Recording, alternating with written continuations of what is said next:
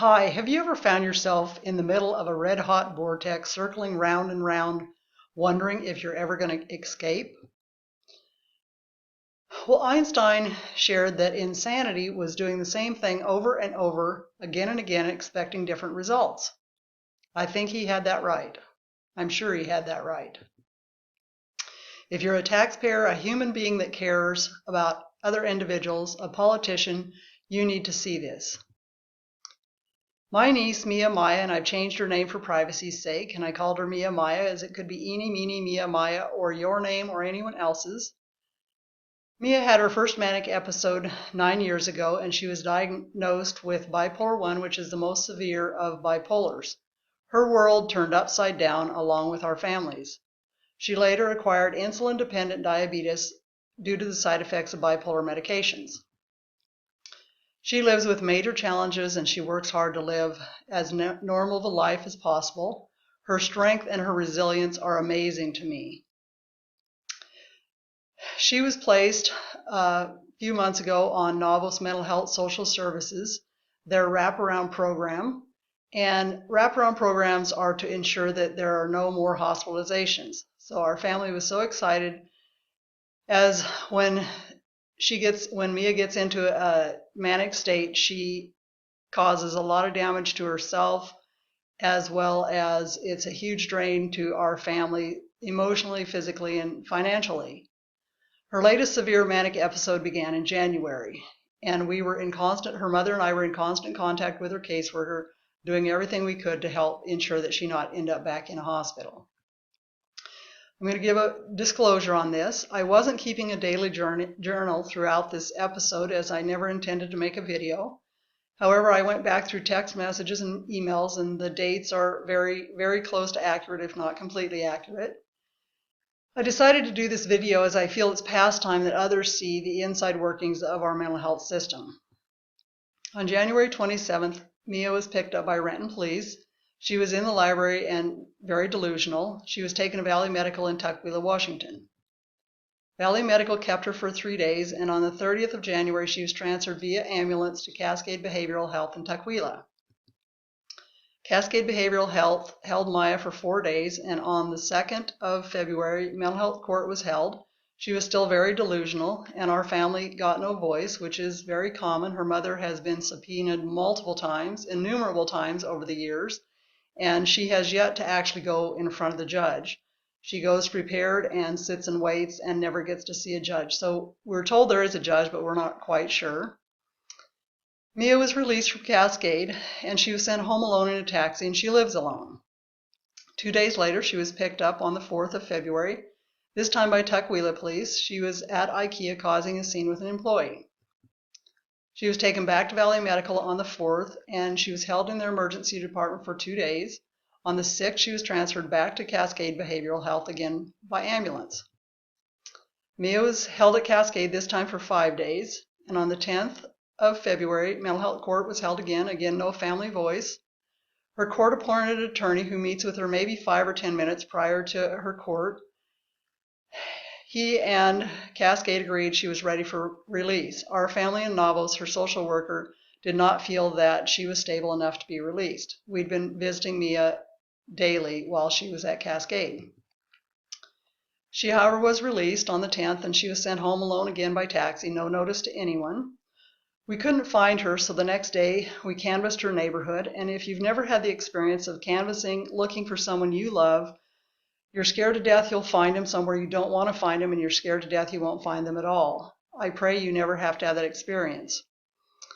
We visited with a police officer that day, and he shared that a couple weeks ago he had been in Mia's apartment previously with the social worker, and they had found 3 months worth of unutilized diabetic insulin. And remember, now she had been on Novos wraparound services. Back to the timeline. 1 day later, on 2/11, the Kent police picked her up this time. She was out walking in the middle of traffic, a threat to herself and to others if she had caused an accident. I ask, what's insanity? On the 11th, she was taken back to Valley Medical. On the 12th and 13th, her mother and I went to Valley Medical.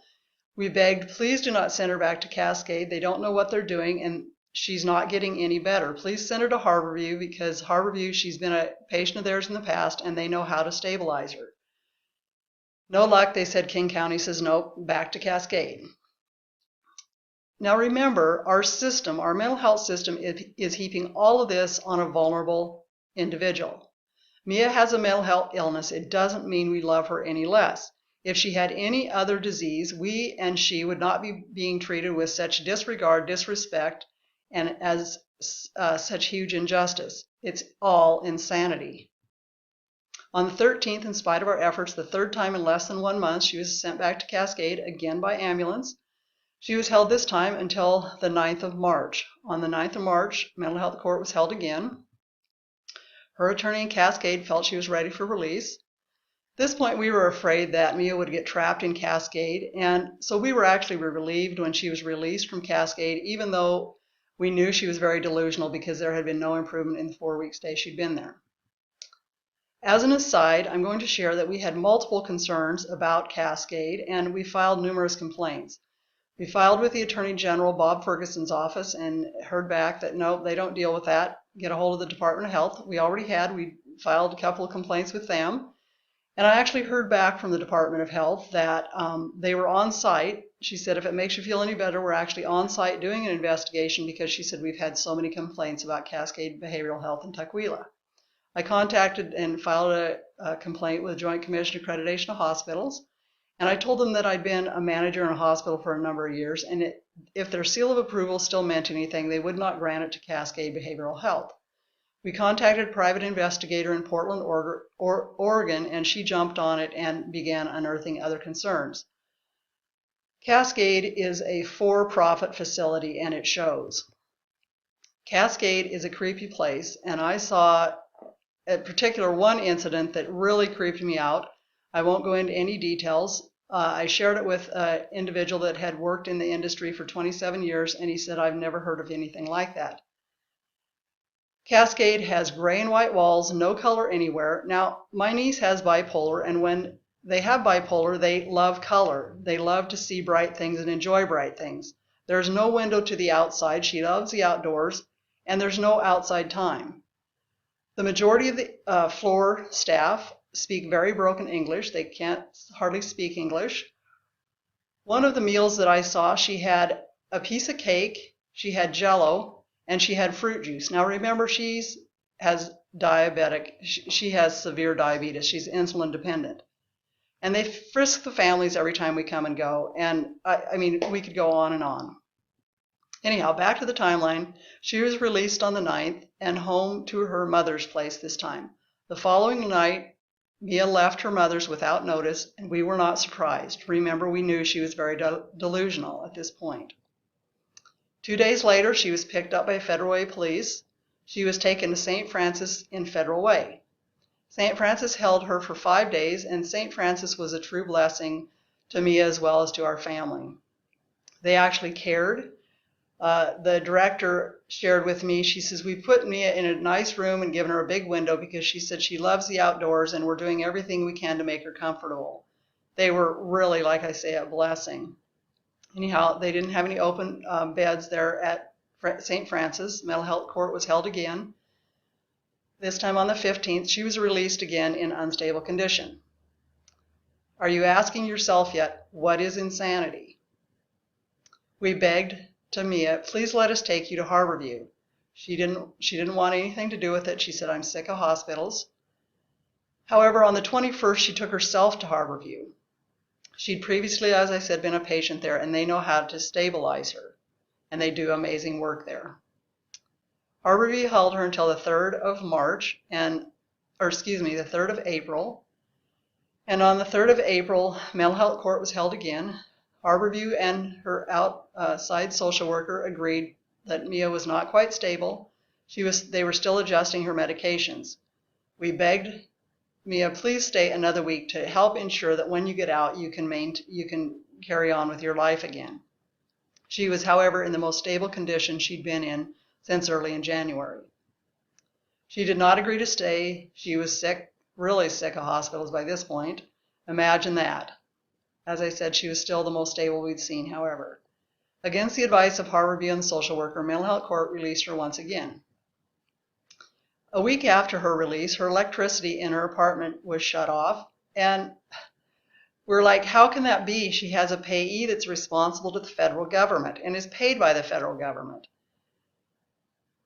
Well, her electricity had been shut off, so her mother and Mia had to run around and get the electricity turned back on and pay the fees and fines.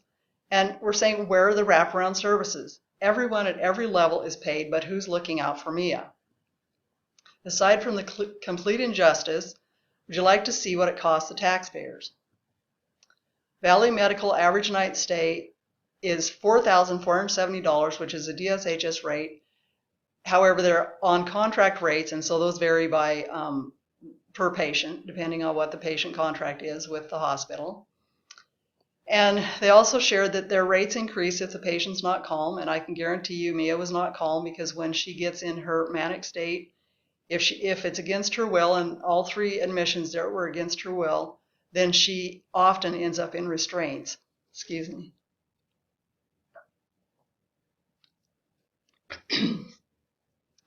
Total number of nights through her 3 admissions were 7 nights. The basic cost with no additional charges would have been $31,290. Cascade Behavioral Health, basic night stay, DSHS rate, $670. Total number of nights through 3 admissions was 34 nights. Basic cost, no physician fees, etc., $22,780. Cascade appears to be inexpensive, but remember, she had no improvement throughout that time. And because of that, it kept costing the system innumerable dollars. St. Francis Hospital, Federal Way, I was unable to obtain their fees, so I utilized Valley Medical and Harborview because they're all 3 inpatient facilities. Total number of nights, 5. Total cost, excluding any, this is just for basic hospital fee, $22,350.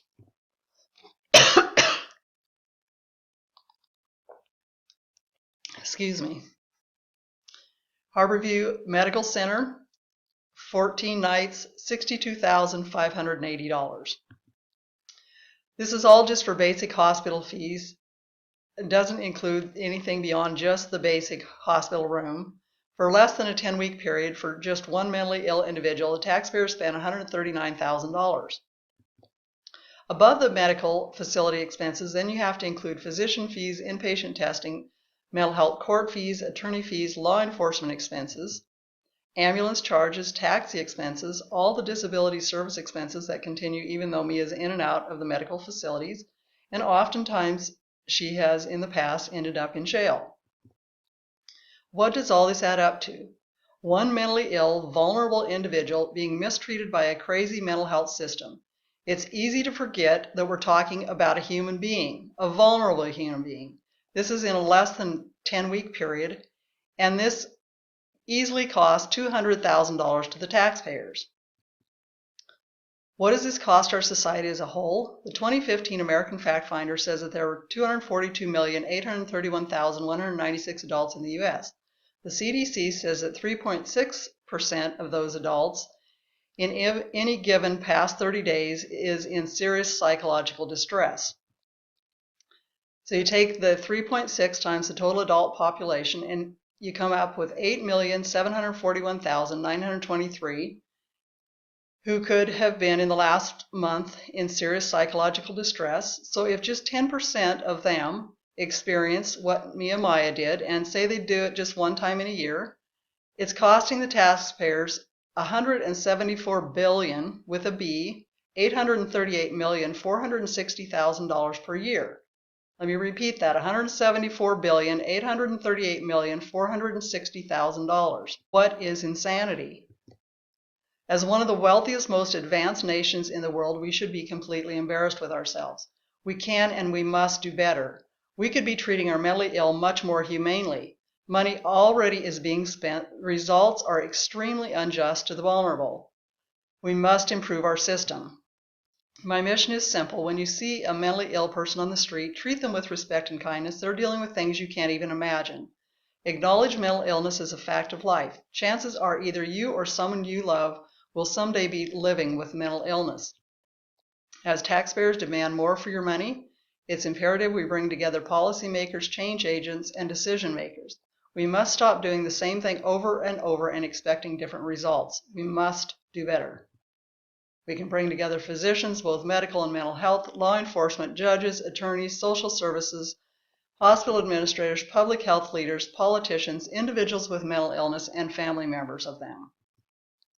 If you do nothing else, please share this real-life story and watch the video of Prince Harry's. He shares his own personal experience with his own personal mental illness. Thank you for your time and interest. I hope that you found this information very unsettling, and someday that if you're caught in this crazy insanity vortex, that I hope you remember this video and have done everything you could possibly do. Thank you.